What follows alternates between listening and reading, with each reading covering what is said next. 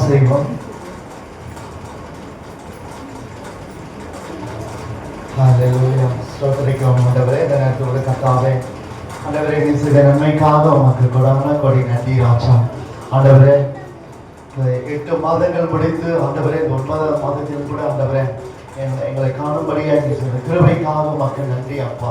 ஆண்டவரே உலகத்தில் எத்தனையோ கஷ்டங்கள் வந்தாலும், ஆண்டவரே துன்பங்கள் வந்தாலும், பல வியாதிகள் வந்தாலும், பல விபத்துகள் வந்தாலும் கூட ஆண்டவரே எல்லாவற்றிலிருந்து விடுதலையாக்கி ஆண்டவரே எம்மட்டமாய் நீர் எங்களை பயன்படுத்தி வருகிறீர் ஆண்டவரே. அதற்காக மக்கள் நன்றி செலுத்துகிறோம் அப்பா. ஆண்டவரே நீர் நன்றி. ஆண்டவரே நீ செய்த நன்மைக்காக மக்கள் கொடான கொடி நன்றி ராஜா. ஆண்டவரே இப்போது கூட கர்த்தாவே அடைய எங்களுடைய மரத்தை நீர் பேச போவதற்காக மக்கள் நன்றி செலுத்துகிறோம் ஆண்டவரே. திருச்சபை மக்களாக ஆண்டவரே ஒன்று கூடி ஆண்டவரை தொழுதுகொள்ளும் முறையாய் வந்திருக்கிற ஒவ்வொருவரையும் கூட கர்த்தாவே நீர் ஆசீர்வதித்து லீதியான மனதை திறந்தது போல ஆண்டவரே ஒவ்வொரு மனதிനും திறக்கும்படியாய் நீர் ஆசீர்வதிங்க. எங்கள் நினைவுகள் அனைத்தும் ஆண்டவரோடு சுத்தமாக இருக்கட்டும். துதி கன மகிமை எல்லாம் மக்கள் ஆண்டவரே இயேசு கிறிஸ்துவின் நாமத்தினால் ஜெபிக்கிறோம் எங்கள் ஜீவனுள்ள நல்ல பிதாவே, ஆமென். இன்னைக்கு கொடுக்கப்பட்டுள்ள தலைப்பு என்னன்னு பார்த்தீங்கன்னா திருச்சபையின் திருப்பணிகள். திருச்சபையில திருப்பணிகள் அப்படின்னு அதை கல்வி பணிகள் கூட சொல்லலாம். இன்னைக்கு நம்ம திருச்சபையில பார்த்தீங்கன்னா நிறைய பேர் டீச்சர்ஸ் இருக்காங்க. காலையில தான் பேசிட்டு இருந்தேன் சகோதரிகிட்ட, பார்த்தா நிறைய டீச்சர்ஸ். ஆனால் முதலாவது இந்த டீச்சர்ஸ் எல்லாருக்கும் மனமார்ந்த நன்றியின் வார்த்தைகளை தெரிவித்துக் கொள்கிறேன். ஆனால் அந்த குருமார்கள் அப்படின்னு சொல்லும்போது முக்கியமான அந்த படம் எடுத்து ஒரு சிற்பியா அங்க நிக்க வைக்கிறதுக்கு முக்கியமான ஒரு காரணம் யாருன்னு பார்த்தீங்கன்னா டீச்சர்ஸ் தான். சின்ன வயசுல இருந்து எப்படி அந்த பிள்ளைகள் வளர்றாங்க அப்படின்னு சொன்னா பேரண்ட்ஸ் கூட அதை அப்பாற்பட்டது தான். அந்த டீச்சர்ஸ் சொல்ற அந்த வார்த்தைகள், அட்வைஸ், அதுதான் வந்து பிள்ளைகளை வந்து ஒரு நல்ல ஒரு மகனாக மகளாக வாழ்வதற்கான நல்ல ஒரு காரியம். ஆனா இப்ப இருக்கிற பிள்ளைங்க யாரும் டீச்சர்ஸ் மதிக்கிறதில்ல தான். ஆனா இருந்தாலும் அந்த டீச்சர்ஸ் சொல்ற வார்த்தைகளை கேட்டு அவங்க மதிச்சாங்கன்னா வாழ்க்கையில முன்னேறுவாங்க. ஏன்னா நிறைய பேர் நான் பார்த்தீங்கன்னா சொல்றது மதிக்கவே மாட்டேன், நீ உருப்பட மாட்டேன்னு சொன்னிட்டு டீச்சர் நிறைய பேர் திட்டுவாங்க. ஆனா திட்டி இருந்தோம் என்ன பண்ணிருக்காங்கன்னா அவங்க நல்லபடியாக படிச்சு இப்போ ஒரு நல்ல நிலைமையில நிற்கும் போது அந்த டீச்சருங்களுக்கு ஒரு மரியாதை, ஒரு சந்தோஷம். நம்ம பிள்ளைங்க நம்ம கிட்ட படிச்ச பிள்ளைங்க இந்த அளவுக்கு வந்து நிற்கிறாங்களே அப்படின்னு சொல்லிட்டு அதான் சகோதரிகிட்ட பேசும்போது யாரெல்லாம் மதிக்கிறாங்க, இப்போ யாருமே மதிக்கிறது கிடையாது, பிள்ளைங்க யாருமே நம்ம சொல்றது கேட்கறது கிடையாது அப்படின்னா இப்ப இருக்கிற காலகட்டத்தை ஏற்றப்போ நம்ம என்ன பண்ணோம், நம்மளோட ஸ்டைல நம்ம மாத்திக்கணும். இப்ப நீங்க அட்வைஸ் சொன்னாலே யாருக்கும் பிடிக்காது, ஏன்னா அந்த அளவுக்கு பிடிக்கல மக்களுக்கு. அதனால பிள்ளைங்களுக்கு அவ்வளவு அவங்களுடையதான் நம்ம போகணும். இப்ப நம்ம நின்றுட்டு நம்ம பேசணும்னு வச்சுங்களா பிள்ளைங்களுக்கு ஏறாது. அவங்க ஹைட்டுக்கு ஏற்ற மாதிரி நம்ம ஒட்டி போட்டு அவங்களோட போயிட்டு அவங்களோட பிள்ளைங்களோடு நம்ம போகும்போதுதான் நம்ம சொல்லிட்டு அவங்க எடுத்துப்பாங்க. அதை போல காலகட்டத்தில் நீங்க மாத்திக்கணும். ஏன்னா பிள்ளைங்க மாற மாட்டாங்க, டீச்சர்ஸ் தான் மாறி போகணுன்ற சூழ்நிலை மாறிடுச்சு. அதனால டீச்சர்ஸ் நிறைய பேட்டர்ன் இப்போ எங்க தெரிஞ்சவங்க கிட்ட பாத்தீங்கன்னா 5 வருஷம் தான் ரிட்டையர் இருக்கு. ஆனா அவங்க டார்ச்சர் கொடுத்ததுனால நீ பேர் வேறஸ் வாங்கிடலாமா அப்படின்ற அளவுக்கு சூழ்நிலை போயிட்டு இருக்குது. ஏன்னா அதுக்காக நாம் ஜெபிப்போம். ஏன்னா டீச்சருடைய ஒரு பணி வந்து ஒரு சிறப்பான ஒரு பணி. அதுக்காக தான் அந்த செய்தியை நான் இப்போது சொல்கிறேன். ஏன்னா நமது ஆண்டவராக இயேசு கிறிஸ்து எப்படி இருந்தாருங்க, ஒரு ஆசிரியராக தான் இருந்திருக்காரு. அது எங்க ஆரம்பிச்சாரு, தேவாலயத்தில் ஆரம்பிச்சிருக்காரு. தேவாலயத்துல இருந்து என்ன பண்ணுறது, கல்வி பணி திருப்பணி ஆரம்பிச்சு எல்லாம் மூலமுடுக்கு கடற்கரை அப்புறமா மலை பிரதேசம் எல்லா இடத்திலும் போய் என்ன பண்ணியிருக்காரு ஆண்டவர் தன்னுடைய நாமத்தை அவர் அறிவித்திருக்கார், நற்செய்தியை அறிவித்திருக்கிறார். அப்புறம் அந்த ஆசிரியர்கள் தான் வந்து ஒவ்வொரு பிள்ளைகளும் என்ன பண்ணாங்க, அவர்களை பட்டை தீட்டி அந்த என்ன சொல்லுவாங்க லேத்துல பட்டையை தீட்டி நல்லா சார்பா வெளியே அனுப்புறது அவங்க தான். ஆனால் அவங்களுக்கு நான் மீண்டுமாக நன்றியை தெரிவித்துக் கொள்கிறேன். ஏன்னா நம்மளோட ஆண்டவராக இயேசு கிறிஸ்து ஒரு ஆசிரியர் என்பதை நம்ம சிறப்பான ஒரு காரியம். அதுபோல் நம்ம இந்திய நாட்டில் பார்த்தீங்கன்னா ஆங்கிலேயர் ஆட்சி செய்யும் போது அவங்க எப்படி அந்த ஆங்கிலேயர்களை நம்மளை அடிமையை ஆக்குனாங்க அப்படின்னு பார்த்தீங்கன்னா இந்த வணிகத்தின் மூலமாக தான். வணிகம் செய்யறதுக்காக நம்ம இதே தேசத்தில் வந்தாங்க. இப்போ நம்ம பண்ட மாற்றம் செய்கிறோம், ஏற்றுமதி இறக்குமதின்னு சொல்றோம். அதில் இப்போ நம்ம அமெரிக்காவில் கூட என்ன பண்றாங்க, வரிகள் அதிகம் அப்படின்னு சொல்லி நம்மளுடைய ஏற்றுமதிக்கு நிறைய பிரச்சனைகள் வருது அப்படின்னு சொல்றாங்க. அதுபோல அந்த காலத்துல இந்த வணிகத்தின் மூலமாக தான் நம்ம வந்து என்ன பண்ணாங்க, நம்ம அடிமையா ஆக்குனாங்க. அடிமையா ஆக்குன்னு சொல்ல முடியாது, நம்மள என்ன பண்ணாங்க அவங்க ஸ்டைல நம்மளை மாற்றி விட்டு போயிட்டாங்க. ஆனா இப்போ அவங்க ஸ்டைல வந்து என்ன பண்ணாங்க, நம்ம இந்திய தேச மக்கள் நம்ம கலாச்சாரத்தெல்லாம் மறந்து அவருடைய கலாச்சாரத்துல மாறி போயிட்டு இருக்காங்க. இந்த புடவை கட்டுற இந்த காலம்லாம் போய் எப்படின்னாச்சு, பிளவுஸ் அது என்ன சொல்றாங்க, இந்த ஃப்ராக்கு அப்படி அவங்க ஸ்டைல் அமெரிக்க ஸ்டைல மாறி போயிட்டு இருக்கிறது. அவங்க கலாச்சாரத்தை நம்ம மாறி போறோம், நம்ம கலாச்சாரத்தை அவங்க வந்துட்டு இருக்காங்க. அதுபோல நம்மளுடைய கலாச்சாரம் எப்பவுமே வந்து உலகத்திலேயே வந்து நல்ல ஒரு கலாச்சாரம் இது பார்த்தீங்கன்னா நம்ம தமிழ்நாட்டோட கலாச்சாரங்கள் தான். அந்த அளவுக்கு நம்ம பெண்கள் வந்து என்ன சொல்றாங்க, அந்த அளவுக்கு அழகாகவும் அந்த நேர்த்தியாகவும் மற்றவங்களை மதிக்கிற அளவுக்கு அவங்க நடந்துப்பாங்க. அதுதான் வந்து நம்ம தமிழ்நாடு கலாச்சாரம். அந்த வணிகத்தின் மூலமாக உள்ள வந்து அதே காலத்துல என்ன பண்ணாங்கன்னா 17, 18ஆம் நூற்றாண்டுல மெல்ல மெல்ல வளர்ச்சி அடைந்து என்ன பண்ணாங்க, ஆங்கிலேயர்கள் மூலமாக என்ன பண்ண நம்மளுக்கு கல்விகள் கற்றுக் கொடுக்கப்பட்டது. அந்த கல்வி எப்படி வந்து பாத்தீங்கன்னா கிறிஸ்துவ மிஷினரிகளாக உள்ள வந்தாங்க, வணிகத்தின் மூலமாக உள்ள வந்தாங்க. கிறிஸ்துவ மிஷினரிகளாக என்ன பண்ணாங்க, உள்ள வந்து நாம ஆண்டவருடைய நாமத்தை நம்ம பறைசாற்றுவோம் அப்படின்னு சொல்லிட்டு மிஷினரிகளாக நிறைய பேர் தன்னை அர்ப்பணித்து நம்ம இந்திய தேசத்துக்காக வந்தவர்கள் அநேக பேர்கள். அது அந்த இடத்துல பார்த்தீங்கன்னா கிறிஸ்தவ மிஷினரிகள் இந்தியாவிற்கு அநேக பெருமை சேர்ப்பதற்காக என்ன பண்ணாங்க வந்தார்கள். நற்செய்தி பணியோடும் கல்வி பணிகளும் இணைந்து செய்தார்கள். நற்செய்தி பணியோடு என்ன பண்ணாங்க, கல்வி பணியும் சேர்த்து செய்தாங்க. அப்போ வந்து என்ன பண்ணோம், நம்ம கல்வியே இல்லாத மக்களாக பாமர மக்களாக இருந்த நம்மளை என்ன பண்ணாங்க, ஒரு கல்வி கொடுத்து என்ன பண்ண நம்மளே வந்து ஒரு மேன்மையை கொண்டு வந்தாங்க. அந்த காலத்துல வந்த Tharangambadi mission, Danish mission, Wesleyan mission, இப்படி பார்த்தீங்கன்னா நிறைய மிஷன்கள் வந்து என்ன பண்ணாங்க, சமுதாயத்துல வந்து அனைவருக்கும் கல்வி வழங்கப்பட்டது. இப்போ நம்ம தரங்கம்பாடியில வந்து நம்ம இந்த பைபிள் அன்னைக்குன்னு வச்சுங்களேன், தமிழ் நம்ம வாசிக்க தெரிஞ்சிருக்க முடியும். நம்ம வாசிக்கிறதுக்கு என்ன பண்ண முடியும், தமிழ் வேத புத்தகத்தை நம்ம அறிந்திருக்க முடியாது.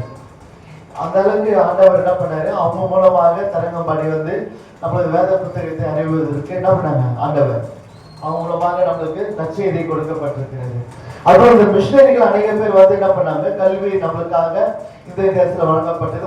முதல் பிரிண்ட் செய்யப்பட்டதும் நம்ம மிஷினரிகள் தான், இந்திய தேசத்துல வந்த மிஷினரிகள் தான்.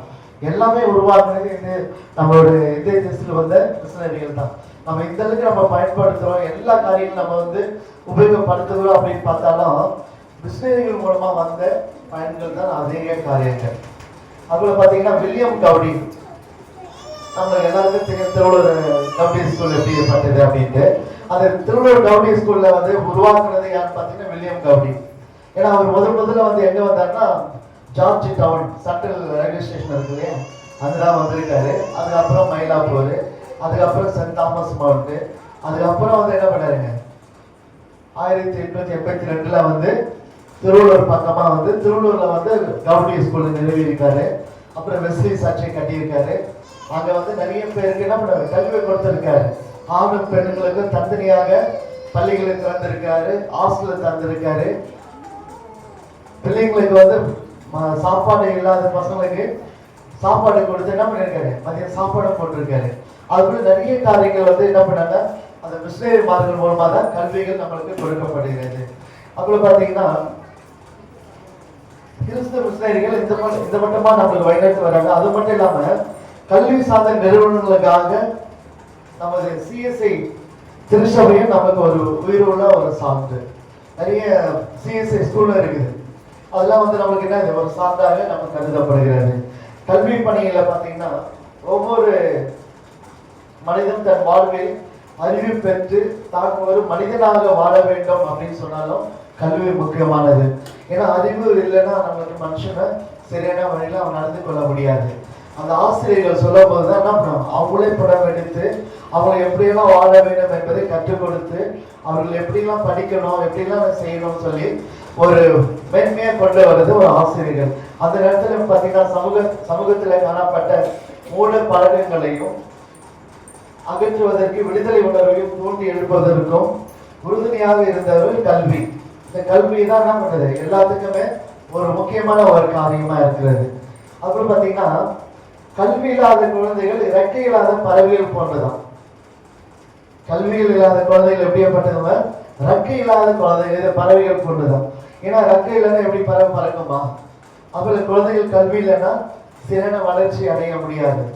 அதுபோலதான் அதுபோல திருச்சபையில வழங்கப்படும் கல்வி புதிய சமூக உருவாக்கத்திற்கும் ஆன்மீக வாழ்விற்கும் துணையாகவும் தனி மனிதன் வளர்ச்சிக்கும் ஊன்றுகோலாகவும் அமைகிறது. ஏன்னா அந்த திருச்சபையில நம்ம சிறுவர்கள் ஞாயிறு நம்ம நடத்துறோம், அதுல சிறுவர்கள் ஐக்கியம் சொல்லிட்டு நம்ம நடத்துறோம். இதெல்லாம் வந்து எப்படின்னா சின்ன பிள்ளையில இருந்து சிறு வளர்த்துல இருந்து என்ன ஆகுது, அவர்கள் வளர்ச்சி அடைவதற்கு ஆன்மீகத்தில் வளர்ச்சி அடைவதற்கும் அறிவை வளர்த்துவதற்கும் அது உறுதுணையா இருக்கிறது அப்படின்னு சொல்றோம். அப்போல கல்வி ஒரு 3 தலைப்பின் மூலமாக நான் ரத்தன சுருக்கமாய் முடிக்க ஆசைப்படுகிறேன்.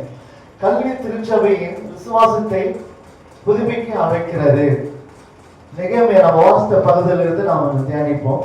நெகேமியா 8ஆம் அதிகாரம் 1-8 மக்களுக்கு புரியும்படி தெளிவாகவும் பொருளோடும் கடவுளின் திரு சட்டத்தை உரைக்க வாசித்தார்கள். மக்களும் வாசித்தபடி வாசிக்கப்பட்டதின் பொருளை புரிந்து கொண்டார்கள் அப்படின்னு சொல்றாங்க. அதை எப்படின்னு பாத்தீங்கன்னா, பாபிலோன் மக்கள் சிறையில் இருந்து விடுதலை பெற்ற நெகேமியா தலைமையில என்ன பண்ணாங்க, எருசலேம் மதுசுவரை கட்டிய மற்றும் ஆலயத்தையும் என்ன பண்ணாங்க கட்டப்பட்ட பின்பு அதை அனைத்து இஸ்ரேல் மக்களை ஒன்று சேர்த்து திருநூல் வல்லரசாக அதான் ஆசாரியராக இருந்தார் எஸ்ரா என்ன பண்ணாரு, திருநூலை உறக்க சத்தமாய் வாசித்தார், அனைவரும் கேட்டனர் அப்படின்னு சொல்றாங்க. அது மட்டுமல்ல 7ஆம் மாதம் முதல் நாள் ஆண்கள் மற்றும் பெண்கள் சட்டத்தை கற்றுக்கொள்ளவும் அவனை அனைவரும் முன்னிலையில் சட்ட புத்தகத்தை கொண்டு வாசித்தார்கள் அப்படின்னு சொல்லி நம்ம பார்க்கலாம். அதை எப்படி வாசித்தாரு பாத்தீங்கன்னா, எஸ்ரா மக்களை விட உயரமாக எடுத்து நின்று ஒரு மரக்கட்டைகளை உருவாகி பிரசங்க பீடத்தில் நின்று அதை வாசித்தார்கள் அப்படின்னு சொல்லி நம்ம பார்க்கிறோம். அது ஏன் அப்படி வாசித்தாங்கன்னா, ஆணும் பெண்ணுங்க எல்லாருக்கும் போயிட்டு மக்கள் அனைவருக்கும் அது வசனத்தை போய் சேரணும், அந்த நேர பிரமாணம் போய் சேரணும் அப்படின்னு சொல்லிட்டு அதை அந்த அளவுக்கு அந்த உயரத்தில் நின்று அதை வாசிக்கிறதை நம்ம பார்க்கிறோம். மக்கள் அனைவரும் மாபெரும் ஆண்டவரை போற்றினார்கள் அப்படின்னு சொல்றாங்க. ஆண்டவர் என்ன பண்ணாங்க, மாபெரும் எல்லாரும் சேர்ந்து என்ன பண்ணாங்க, ஆண்டவரை போற்றினாங்க, அந்த இடத்துல வணங்கினாங்க. அப்போ ஆண்டவருக்கு முன்பாக முகம் குப்புற விழுந்து ஆமேன் ஆமேன் என்று சொல்லி ஆண்டவரை தொழுது கொண்டார்கள். ஏன்னா அந்த அளவுக்கு என்ன பண்ணாங்க, மரியாதை கொடுத்தாங்க. நம்ம ஆண்டவர் நாமத்தை சொல்லும் போது ஆமேன் ஆமேன் நம்ம யார் அப்பப்போ நம்ம ஜெபம் பண்ணும்போது கூட ஆமேன் அல்லேலூயா ஸ்தோத்திரம் ஏன் அதை சொல்றோம்னா ஆண்டவரை நம்ம மகிமைப்படுத்தணும். நம்ம ஜெபம் பண்ணும்போது கூட மற்றவங்க அதை நம்ம ஆமேன் சொல்லும் போது அந்த ஜெபத்திற்கு ஒரு வல்லமை இருக்கும். அப்போ அது மகிமைப்படுத்துற மாதிரி இருக்கும். ஒருத்தர் ஜெபம் பண்ணும்போது அந்த வார்த்தைக்கு மகிமை கொடுக்கிறது தான் ஆமேன் ஆமேன் நம்ம சொல்லணும், இல்ல அல்லேலூயா சொல்லணும்னு சொல்லி நம்ம ஜெபம் பண்ணும்போது மற்றவங்க சும்மா இருக்காதீங்க ஆமேன் சொல்லுங்க அல்லேலூயா சொல்லுங்க அப்படின்னு சொல்ல காரணம் என்னன்னா அதுதான். அதுதான் ஆமேன் ஆமேன் சொல்லி என்ன பண்ணாங்க, ஆண்டவரை தொழுது கொண்டார்கள். மக்கள் தங்கள் பாவங்களை அறிக்கையிட்டு உடன்படிக்கையின்படி வாழ உறுதி கொண்டார்கள். தன் பாவத்தை என்ன பண்ணாங்க, அறிக்கையிட்டு உடன்படிக்கையின்படி அவர்கள் வாழ ஆரம்பித்தார்கள் அப்படின்னு பார்க்கிறோம். ஏன்னா நம்ம பாவத்தை என்ன பண்ணுவோம், அப்பப்போ அறிக்கைச்சுட்டே இருக்கிறோம். இப்போ சகோதரி இப்போ நம்ம பாவ அறிக்கை வாசித்தாங்க, தெரிஞ்ச தெரியாமல் செய்த பாவங்களை மன்னிக்க படிக்கிறோம். நம்ம என்ன பண்றோம், வாரம் அதை கேட்டுட்டு தான் இருக்கிறோம். ஆனா இதுல என்ன பண்றோம், பாவத்தை செய்துதான் நம்ம செய்யறது பாவமா இல்லையான்னு கூட தெரியாத அளவுக்கு நம்ம வாழ்ந்துட்டு இருக்கோம். அப்ப நமக்கு அது முக்கியமான காரணம் என்னன்னா, அறிவு நம்மளுக்கு முக்கியமான வேணும். அந்த அறிவை நம்ம எப்படி பயன்படுத்த வேண்டும், வசனத்தை வாசிக்கும் போது ஆண்டவர் உங்களோட பேசுவார். அப்போ நீங்க செய்யறது பாவமா இல்லையானது ஆனதை உணர்த்துவார். அப்போ நம்ம என்ன பண்ணணும், நாங்கள் உணர்கின்ற உணர்வை தாருங்க ஆண்டவர் சொல்லிட்டு ஒவ்வொரு முறை நாம் ஜெபிக்க வேண்டும். அதுல ஒரு சின்ன ஒரு செய்தி நான் சொல்லி செய்திகளை கடந்து போப்பாங்க. ஒரு நாட்டுல ராஜா என்ன பண்ணாரா, 3 பொம்மைகள் செய்ய சொன்னார். அந்த 3 பொம்மைகள் செய்யும்போது அந்த 3 பொம்மைகள் வித்தியாசமா இருக்கணும் அப்படின்னு சொன்னாங்க. அந்த 3 பொம்மைகளை வந்து வித்தியாசமா இருக்கணும்னு சொல்லி செய்ய சொன்னாரு. அப்போ அந்த செய்தி எடுத்துட்டு வந்து கொடுத்தும் போது ராஜாவுக்கு வந்து 3 பொம்மைகள் ஒரே மாதிரி இருந்ததுதான். அது பொம்மைகள் சொன்ன உடனே என்ன பண்ணணும், நம்ம காது வாயு நம்ம நினைப்போம். ஆனா அது இல்லை, இது வேற மாதிரியான ஒரு காரியம். அப்போ அந்த எத்தனை குடும்பம் அவர் ராஜாவுக்கு வந்து 3 ஒரே மாதிரி தான் இருக்கு அப்படின்னு சொன்னா, அந்த ராஜாவோட அரண்மனையில யார் இருப்பாங்க, மந்திரிமார்கள், அன்னகர்கள் கூட இருப்பாங்க. அன்னகர்கள் யாருன்னு தெரியுங்களா, திருநங்கைகள் எல்லா இடத்துலயுமே இருப்பாங்க. அவங்களை வந்து என்ன பண்ணுவாங்கன்னா, அந்த அன்னர்களாக சில பேர் மாற்றப்படுவார்கள். அந்த அன்னர்கள் நிறைய பேர் அங்க இருப்பாங்க. அவங்களுக்கு ஞானத்தை ஆண்டவர் கொடுத்திருப்பார். அவங்களுக்கு தான் அந்த அரண்மனையில் அவங்களுக்கு இடம் கொடுக்கப்பட்டது. அப்ப அந்த இடத்துல வந்து அண்ணர்கள்கிட்ட மந்திரி கிட்ட கொடுத்து, இது 3 பொம்மைகள் வந்து வித்தியாசமா இருக்குதா, ஒவ்வொன்றும் ஒவ்வொரு வித்தியாசமா இருக்குதா பாருங்க அப்படின்னு சொல்லும்போது அந்த செக் பண்ணி பார்த்துட்டு ராஜா கிட்ட சொன்னாங்க, 3 விதமா இருக்குது ராஜா அப்படின்னு. எனக்கு புரியல, எப்படி 3 விதமா இருக்குது சொல்லுங்க பார்க்கலாம் அப்படின்னு சொல்லும்போது அந்த ஒரு கம்பி எடுத்து என்ன பண்ணாரு, முதல் பொம்மைக்கு உள்ள காதுக்குள்ள விடுறாரு. காதுகள் விட்ட உடனே சன்றா நின்றுது. 2வது பொம்மை எடுத்து விடுறாரு, சன்றா உள்ள போயிட்டு வாய் வழியா வெளியில வருது. 3வது பொம்மை உள்ள அந்த கம்பியை உள்ள விடுறாரு, இங்க விட்டு வெளியில போயிருது. அப்ப இது 3த்துக்கு என்ன அர்த்தம் இருக்குது, 3 வித்தியாசம் நீங்க சொல்றீங்க, 3 வித்தியாசத்துக்கு என்ன அர்த்தம் இருக்குது அப்படின்னு சொல்லும்போது பாத்தீங்கன்னா, இந்த கம்பி நடுவில் வந்து நிக்கிறது நம்ம சொல்றதை கேட்டு என்ன பண்ணணும், அப்படியே வச்சுப்பாங்க, வெளியில சொல்ல மாட்டாங்க, அவங்களும் அதை பயன்படுத்த மாட்டாங்க, அப்படி ஒரு மக்கள். 2வது பாத்தீங்கன்னா, நம்ம சொல்றதை இங்க கேட்டு வெளியில மற்றவங்கள்ட்ட சொல்லி அதை வந்து என்ன பண்ணுவாங்க, அது பயன்பட முடியாத பயன்படுத்துற அளவிற்கு அவங்களுக்கு ஒரு ஆறுதல் சொல்லியும் தேர்தல் சொல்லியும் அது சரியான முறையில் அவங்களுக்கும் மற்றவங்களுக்கும் பயன்படுற அளவுக்கு நடந்துப்பாங்க.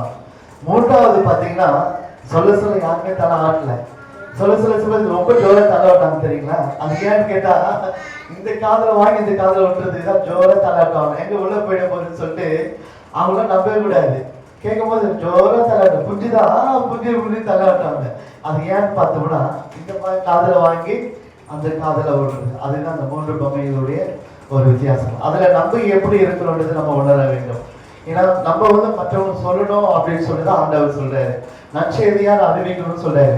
நம்ம சாட்சியை நம்ம பெற்றதை விட நம்ம மற்றவங்கிட்ட போய் சொல்லணும், நான் இப்படி ஆண்டவர்கிட்ட நான் நிறைய நன்மைகளை பெற்றிருக்கேன் அப்படின்னு சொல்லிட்டு மற்றவங்கள்ட்ட சொல்லும் போதுதான் ஆண்டவர் இப்படி வல்லமை உள்ள ஆண்டவரா அப்படின்னு சொல்லிட்டு புரியாத மக்களுக்கு தெரியும். அவங்க கிட்ட சொல்லும் போது நீங்க மதம்லாம் மாறணும் அவசியம் இல்லைங்க, நீங்க மனம் மாறி ஆண்டவர் எடுத்துங்க, ஆண்டவர் உங்களை ஆசீர்வதிப்பார், அது மட்டும் சொன்னா போதும். இது ஒரு நற்செய்தி. அதுக்குள்ள பாத்தீங்கன்னா நம்ம மக்கள் இப்போ நிறைய பேர் இப்படி வாழ்ந்துட்டு இருக்காங்க.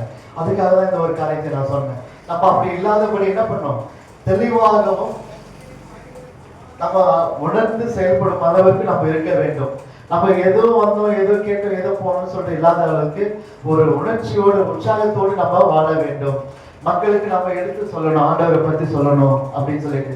அப்போ அந்த எஸ்ரா வந்து அந்த வாசிக்கும் போது மக்கள் என்ன பண்றாங்க, மறுபடியும் தங்கள் பாவங்களை அறிக்கையிட்டு உடன்படிக்கை செய்து அதன்படி வாழ உறுதி கொண்டார்கள் சொன்னாங்க. எஸ்ரா திருநூலின் வழியாக இஸ்ரவேல் மக்கள் கடவுள் நம்பிக்கை சார்ந்த ஒழுக்கத்தில் வாழ நினைவூட்டினார்.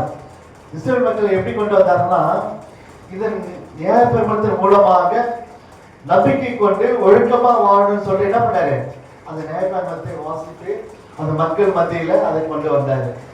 அப்புறம் பாத்தீங்கன்னா 2வது தலைப்பு பாத்தீங்கன்னா, கல்வி திருப்பணி அனைவரோடும் ஒன்றிணைந்து நிற்க துணை புரிகிறது.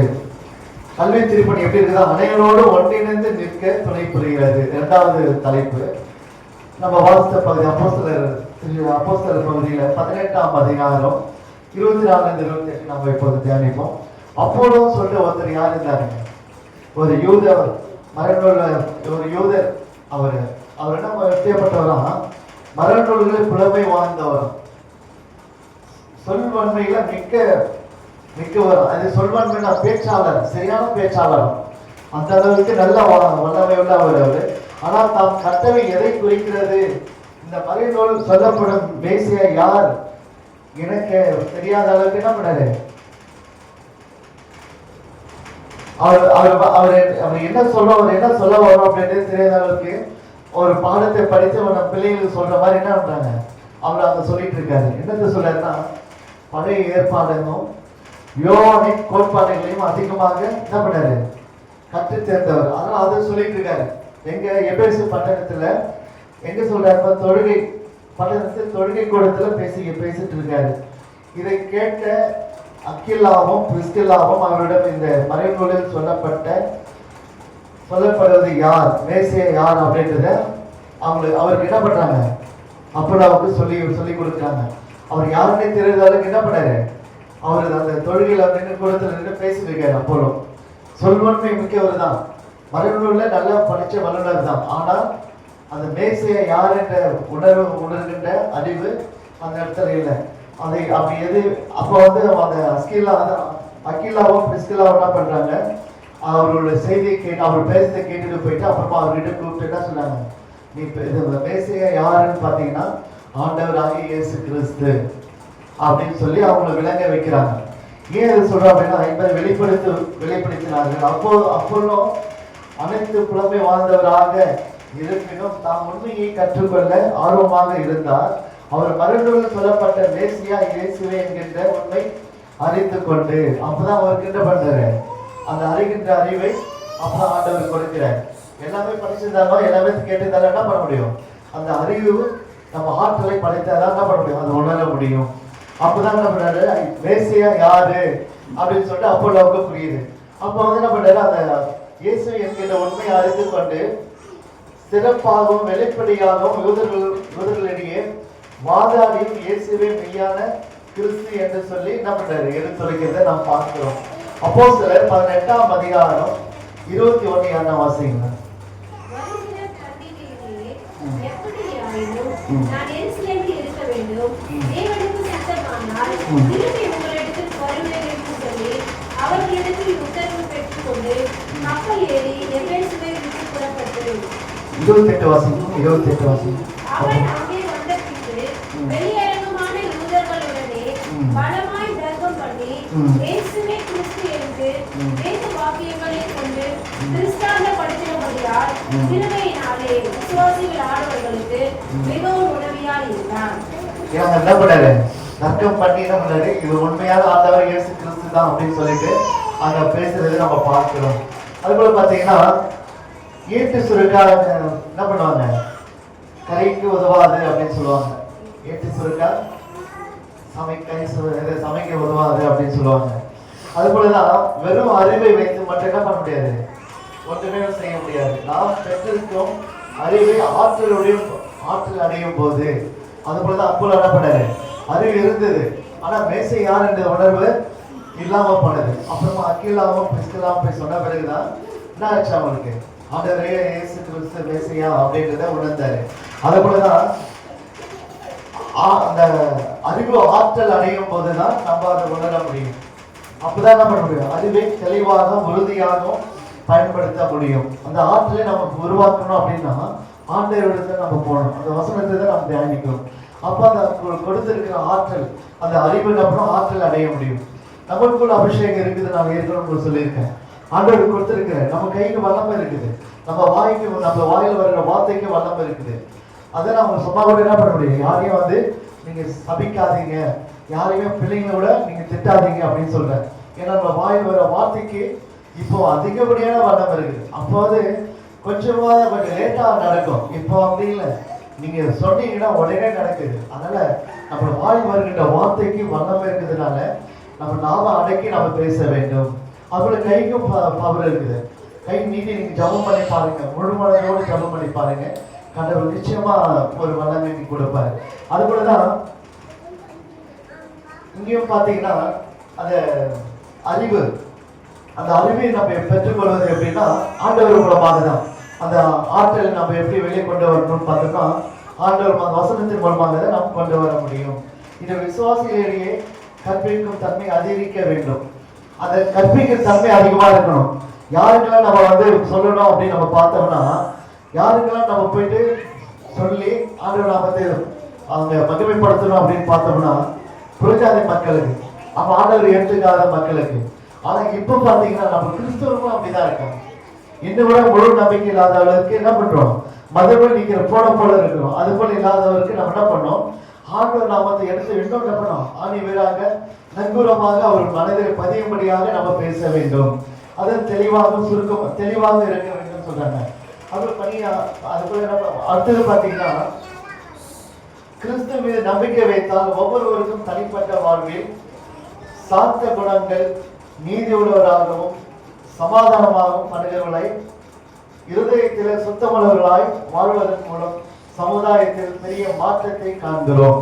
ஏன்னா ஆண்டவரோடு நம்ம அதை செயல்பட்டோம்னா இப்படியான ஒரு காரியங்கள் நம்மளுக்கு நீதி, அந்த சமாதானம், சுத்தமுள்ள இருதயம், இப்படிலாம் நம்ம சமுதாயத்துல பெரிய மாற்றத்தை நம்ம கண்டு நம்ம வாழ முடியும் அப்படின்னு சொல்றாரு ஆண்டவர். அதுல பாத்தீங்கன்னா ஏசாயா 61:2 அண்ணா வாசிங்கம்மா.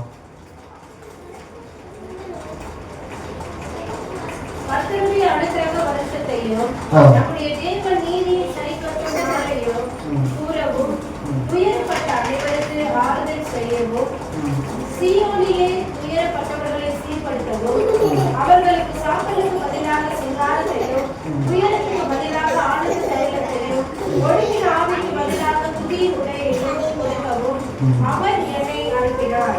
அவர்கள் கர்த்தர் தம்முடைய மகிமை பெற்ற நாட்டிலே நீதியின் விருட்சங்கள் எனப்படுவார்கள். இந்த வசனத்தை பற்றி நல்லா தியானிச்சு பற்றி பாருங்க. 1-2 தடவை படிக்கும் போது உங்களுக்கு அது புரியும். ஏன்னா அந்த அளவுக்கு ஆண்டவர் என்ன பண்றாருன்னா நம்மளுக்கு எல்லாமே கொடுத்துருக்காரு. நம்ம தான் என்ன பண்றோம், அதை உணராம நம்ம வாழ்ந்துட்டு இருக்கோம்.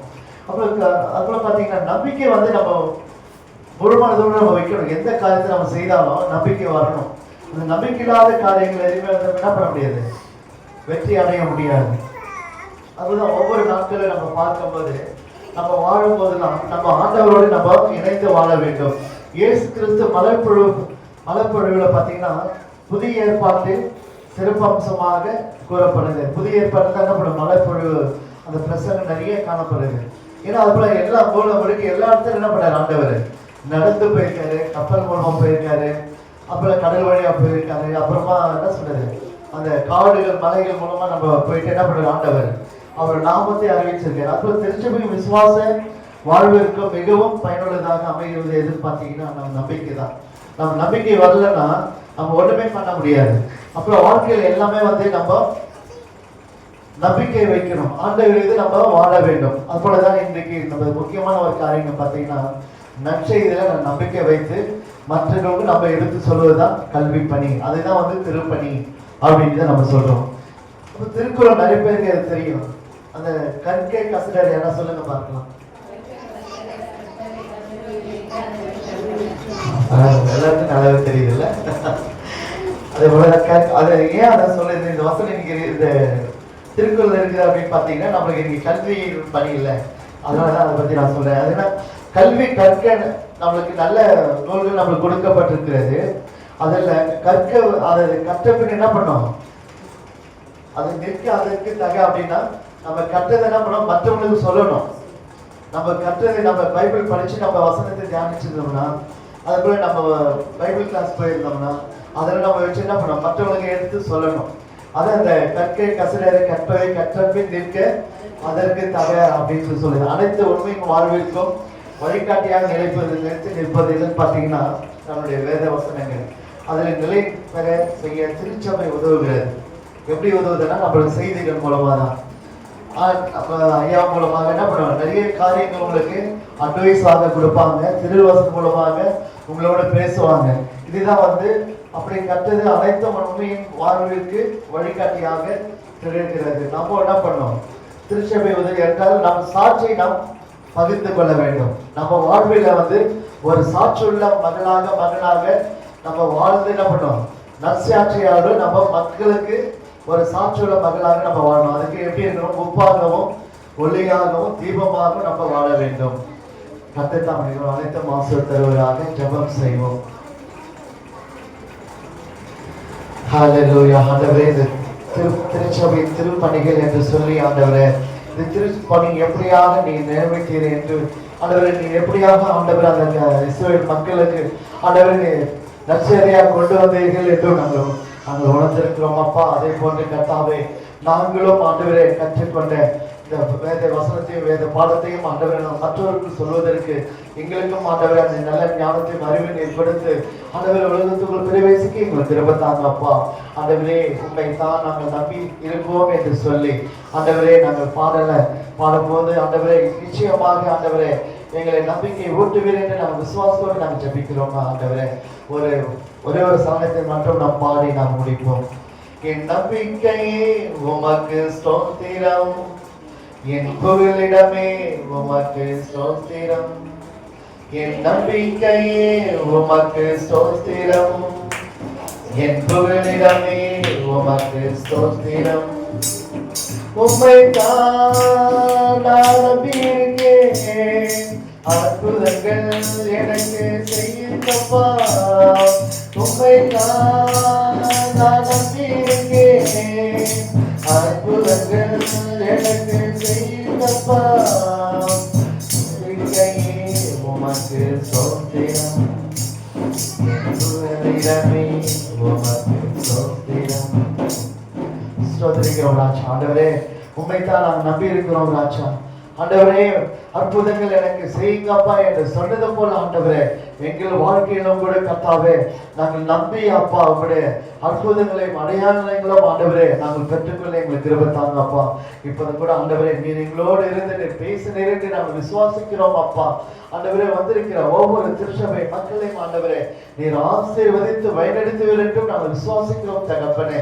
ஆண்டவரே, அநேக ஆண்டவரே ஊழியக்காரர்களாகவும் ஆசிரியராகவும் லேவியராகவும் ஆண்டவரே நீ உருவாக்கி இருக்கிறீர் என்றும் நாங்கள் விசுவாசிக்கிறோம் தகப்பனே. ஆண்டவரே, எங்களுக்குள்ள இருந்த அறிவு ஆற்றலையும் ஆண்டவரே நாங்கள் வெளியே கொண்டு வந்து அப்பா மற்றவர்களுக்கும் அது பயன்படும் அளவிற்கு நாங்கள் நடந்து கொள்ள எங்களுக்கு நல்ல அறிவு ஞானத்தை கொடுத்தரும் அப்பா. ஆண்டவரே, எங்களுக்கு இந்த அபிஷேகத்தை நாங்கள் வெளியே கொண்டு வருவோம் ஆண்டவரே. எங்களுக்கு ஆண்டவரே உடைய கிருபை வேணும் தகப்பனே. ஆண்டவரே, உடைய ஆசீர்வாதத்தோடு ஆண்டவரே நாங்கள் நடந்து கொள்ளும் எங்களுக்கு கிருபை தாங்க அப்பா. தொடர்ந்து உடைய கரங்கள் அனைத்து நாங்கள் சமர்ப்பிக்கிறோம் ராஜா. நிறைய ஒன்றிலும் இருந்து எங்களை ஆசீர்வதித்து வழிநடத்துங்க அப்பா.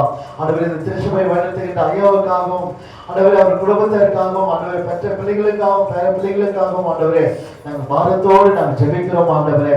ஆண்டவரே, வந்திருக்கிற ஒவ்வொரு திருச்சபை மக்களையும் கூட கர்த்தாவே நீர் தந்தைய பெயர் நீர் ஆசீர்வதித்து ஆண்டவரே அவர்கள் பெற்ற பிள்ளைகளும் கூட கர்த்தாவே நீர் ஆசீர்வதித்து அப்பா அவர்கள் படிக்கின்ற படிப்பிலும் கூட கர்த்தாவே ஞானமாய் படித்து ஆண்டவரே அறிவோடும் ஆற்றலோடும் வளரும்படியாக நீர் ஆசீர்வதிங்க. தொடர்ந்து உடைய கரங்கள் அனைத்து நாங்கள் சமர்ப்பிக்கிறோம். துதி கன மகிமை எல்லாம் ஆண்டவரே இயேசு கிறிஸ்துவின் நாமத்தினாலே ஜெபிக்கிறோம் எங்கள் ஜீவனுள்ள நல்ல பிதாவே. ஆமென், ஆமென், ஆமென்.